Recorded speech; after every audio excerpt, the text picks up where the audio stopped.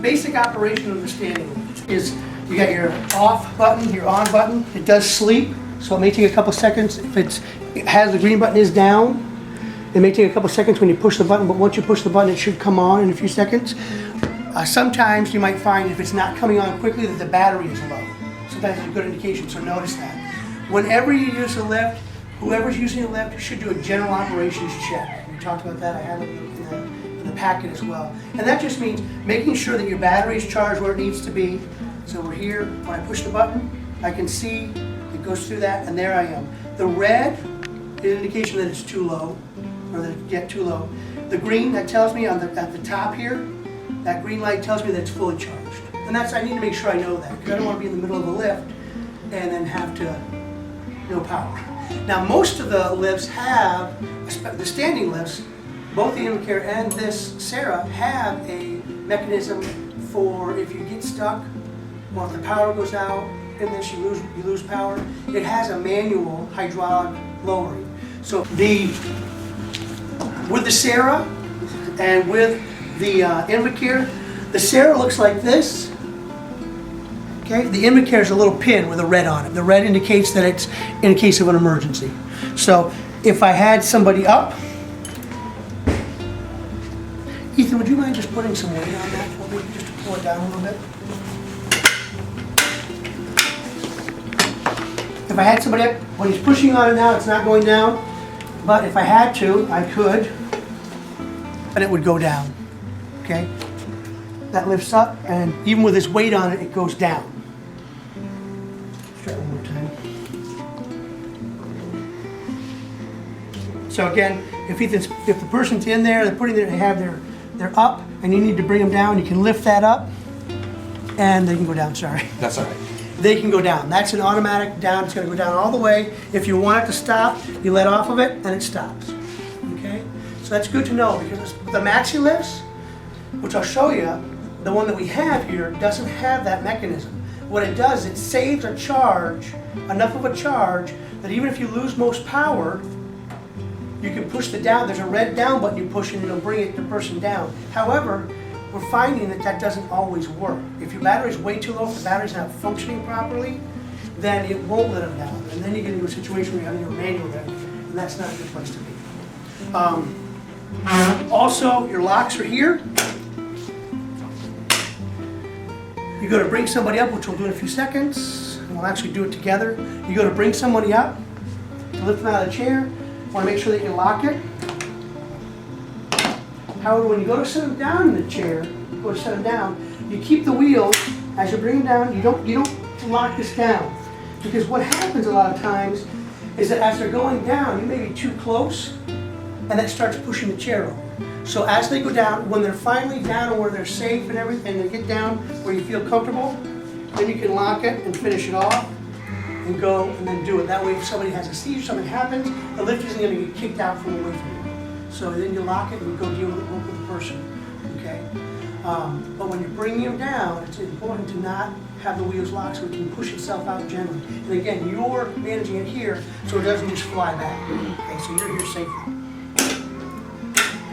It has a handset, so you can do it from a distance, so you can be here to adjust and bring the person down. If you're leaving the back of this, then you do need to lock it down.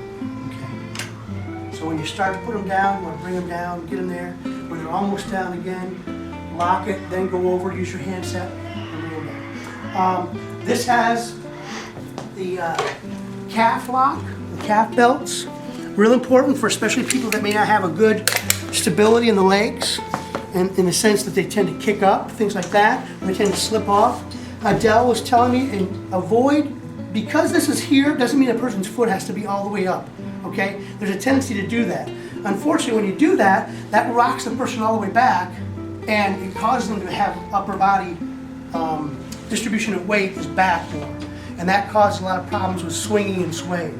So if you just have the person's foot here, the back of their heel right there at the edge, and then the foot in here, okay? Where basically they're over their knees, their chest is over their knees, and that's a good place to have them. And we'll go over that again. When you're using this lift, these are handles. Encourage the person to hold on here. not to have their hands in here. They should be on the outside. Some of the maxi lifts here show the hands on the inside, okay? We want to encourage, though, to have the hands on the outside, okay? So especially with the Sarah lift. That gives them stability, then you get a lot less upper body sway. Never bring a person, all you want to do when you're using the lift is bring a person to the point where they can get where they need to go. You don't have to bring them up any higher. You shouldn't bring a person all the way up to where their legs are fully straight. Because again, you get that body swaying. Okay, we don't want that. That's going to cause a person hurt because although they can't flip this over, they can lean over quite a bit. If they don't have good trunk control, they can bang their head somewhere. So try to keep their body weight in the sling and back so it's comfortable. Really avoiding going straight up. There's really no need to do that. We have a couple of guys that are upper body heavy. A gentleman at the Helping Hands. A very large guy. He's probably 6'2", and he's a big guy. So when one time when we were working with him, somebody brought him all the way up. And because he is so top heavy, he doesn't have good trunk control, he was swaying and all this, and they're like, what's going on? I said, we gotta bring him down. He's too high, we gotta bring him down. So again, that's a good indication. This just helps keep their center of gravity and their base of support down low rather than having way up here. This right here, this is so it doesn't slide. It's supposed to be like a Dyson, okay? As it wears, it doesn't always work well, or what can happen sometimes too with our guys, if they have a shirt on and then a t-shirt, they can still slide, okay? So it's not gonna be perfect, but as long as you're not overlifting them, you should be fine. These are your armpit pads, okay? These are your clips, okay? A smaller person would generally use this clip, a taller person might use this clip, or a larger person, okay? The clips clip on like this, okay? We don't twist them. Keep them straight and they clip on and they pop down so that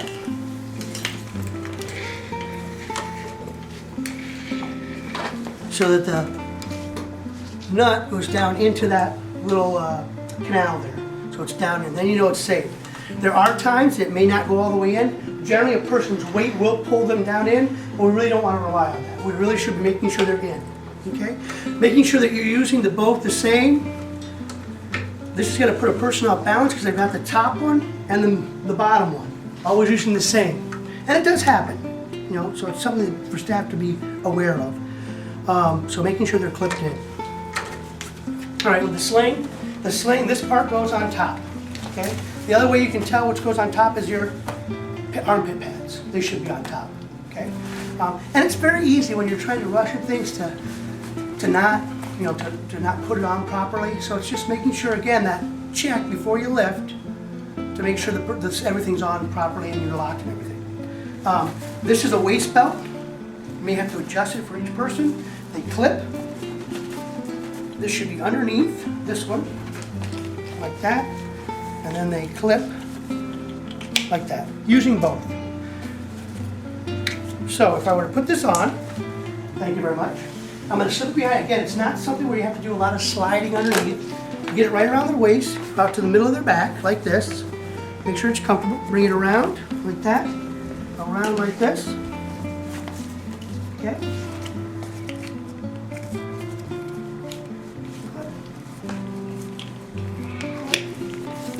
Then I'm going to pull it tight. If you can't breathe, tell me.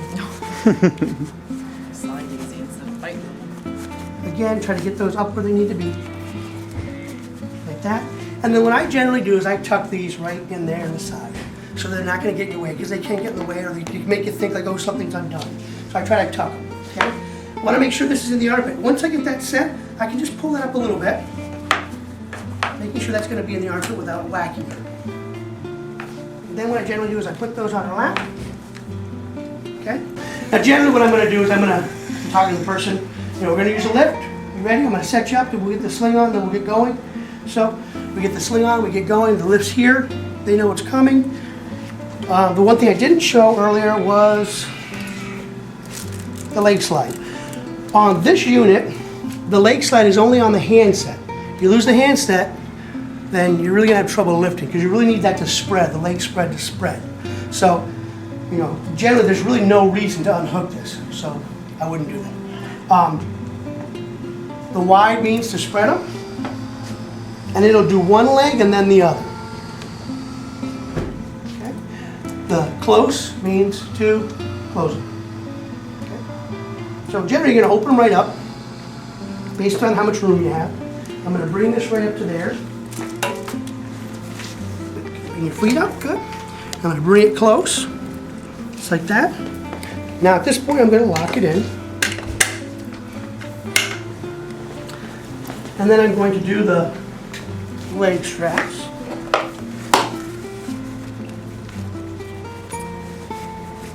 Trying to avoid twisting. Okay. All right. There you go. And actually this is on backwards. So this belt has been put on backwards. This strap. So tighten like that. Again, you don't want it so tight that it cuts off circulation. Same thing with that. But you want it so that it's going to fit around them comfortably. So we get the one. And I know that I'm going slower than most staff would go.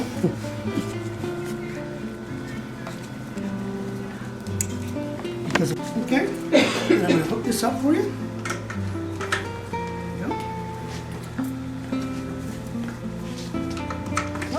There we go. Put your hands up there and hold on, okay? Feet placement, I just take a quick, now I'm gonna take a quick look, okay? Make sure everything's set, make sure I'm down, okay? Hands are up there, everything's hooked, looks good. Very forward, going up. Good, excellent, you're talking to her, that is a very important thing. There we go. As I get to there, yep, I don't need to lift her up any really higher, okay? I don't have to lift her all the way up. So that's a good space. Making sure she has space. Good. Unlock. How do you feel? Do you feel comfortable in there? Yeah, you're just staying. Right. And this, the knee place, or where that is, the shins, it makes a big difference. The other thing about that is that it makes a person feel more comfortable. Right. They feel like their feet are planted. Yeah. Some people have the feeling, oh, they're going to be upset because they're restrained. A lot of times they feel more comfortable because of the calf. Right, they're not flapping, their legs won't slip out, and they know they're not going to stay. They're going to stay in there. Yeah, and you can move your leg, right? Yeah. Can you pull your heels back a little bit? Yeah. But I can't pull them off. Right. Okay? Yeah, no. But I can still move them if I need to. So it's good. Now I want to make sure she has her heels back as far as possible on there, just to the edge is good. Okay. Then we're going to put her back. We'll put her right back there. Okay. If it were a higher surface, then I'd have to raise her a little bit, but only to the level where you want to make sure that there's clearing. This is a good amount of clearing here, okay? If you had a little less, then you might get caught or whatever, okay? But she's down, okay? Before we do that, again, I'm just going to show again with the safety. See, like right now, she's not all the way back. You can get her back more. So now you can adjust. You want to be careful. We're not bowling, okay? Well, make sure you're down. I would get it down a little bit more, so you have, just a little bit of space. Transportation. Okay. Good. Okay. Now let it down, so you can comfortably. Good. Okay. So then, hook. And I'm going to do her calves. And I'm going to, before I do that, I'm going to unlock it. And I'm not just going to pull it out, I'm going to make sure her feet are okay. So you might have to do that a little bit, and then bring them down. And then I pull it back, and then I'll take this off. Two is that a person can at least get an arm on this. If they can't get an arm on there, then we have issues that could possibly be with the upper body stability. So if we've noticed that, then we really want to have PT come and take a look at that. So those are things when you go back to sort of keep in mind. If you notice staff are having a real hard time with somebody, they're having to use two people with a Sarah, and they're still having difficulty, which I've seen it happen, then maybe we need to look at where we're going with that. Okay, so that'd be a good thing to ask Adele and Rissa to take a look and see what they think. The Maxi Lift is a full body lift. Okay, whether you're assisting with toileting or whether you're assisting with maneuvering a person from bed, seats, or wherever, it's a full body lift. There, see that'll lower it. Okay, so. You gotta make sure, and the power has to be on to do that. You can't be in the off mode. So if for some reason it stops, because battery or whatever, then I can use this to squeeze out the last bit of power to get the person down. Okay, and that once you use that, then you shouldn't be using the lift until you got a full charge. Okay, I didn't show that on there, but the battery is the same idea. Always with your batteries, you have 2 batteries for every lift. Okay, especially if you have a maxi, 2 batteries for every lift, so you can change them out. Okay, again, same idea here. It does sleep, but when I turn it on, okay, and I go to, well, actually this sets right up. This gives us a general idea of what your battery time is. So it's saying 8 hours, 40 minutes. And then it shows me right away that it's charged all the way. It's a good enough charge to use. It's pretty close to fully charged. When I take the battery out, always turn that off, push the button, pull it out like that, and lift. Okay? And then slide it back in. Okay? This has, for the lift, it has it on the main part of the lift, okay? And it also has it on the handset. Have the tilt, okay? Some of them are manual tilt, so you grab this and this would allow you to tilt the person. I, especially with some of our guys that have high tone, prefer that we have the power tilt, because a lot of times what's happened in the past is that you go to maneuver somebody and that tilt shifts. When they shift, the tilt shifts. So it makes it, puts you at risk for getting an injury, okay? So with this tilt, okay, I'm gonna do the tilt first. To get a person straight up, to get a person up, I'm going to push this, and that's all the way up. To get a person down, so they're more at an angle. And they brought up last time, I think it was Georgine. Generally you're going to maneuver somebody at about a 45-degree angle. You never should have them straight up, because there's an opportunity or a chance that they could come forward again and bang their head or fall out to some extent. It'd be very hard for them to fall out, but just to have them shift and hit the lift is not a good thing. It's not keeping them safe. Having them too far back, all the way back, some of our guys that are upper body heavy could slide out because they have shorter legs. So having the person in there, centered of course and everything, but making sure that they're about 45 degrees, okay, when you're moving. And less or more depending on the person too. So that'll go back. The nice thing about this is if they're in a wheelchair or laying down, I can adjust this, tilt it to meet where they are, and I can adjust it to the angle they're at, so that's good too. Again, your up and down button, up for the whole lift, down, and then your spread, your leg spread. Spread it. Again, the same idea that one leg opens, again for your angle, and then the other leg opens. Then they close.